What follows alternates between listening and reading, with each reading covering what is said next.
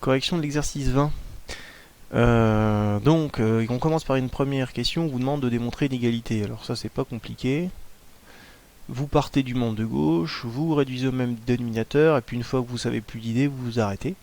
Vous partez du membre de droite, vous développez, et vous constatez que vous trouvez la même chose.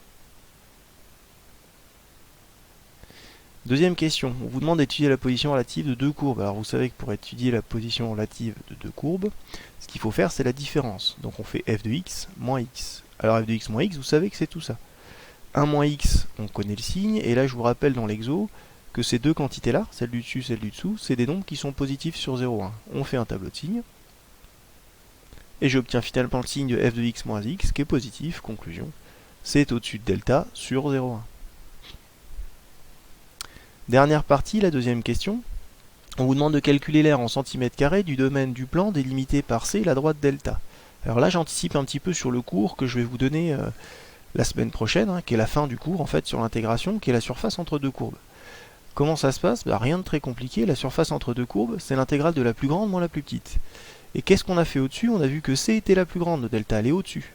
Donc la surface entre C et delta, c'est l'intégrale de la fonction définie par C, moins la fonction qui définit la droite delta. Autrement dit, c'est l'intégrale de f de x moins x pris entre 0 et 1.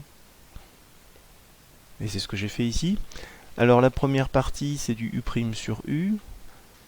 Pas de valeur absolue parce que de x moins x est positif, c'était rappelé dans l'énoncé.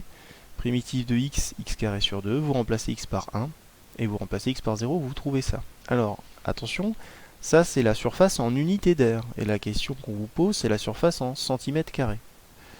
On vous donne l'échelle, on vous dit que le repère c'est une unité graphique 10 cm. Autrement dit, votre abscisse, sa longueur c'est 10 cm, votre vecteur d'abscisse, et votre vecteur d'ordonnée, sa norme, sa longueur, c'est 10 cm aussi.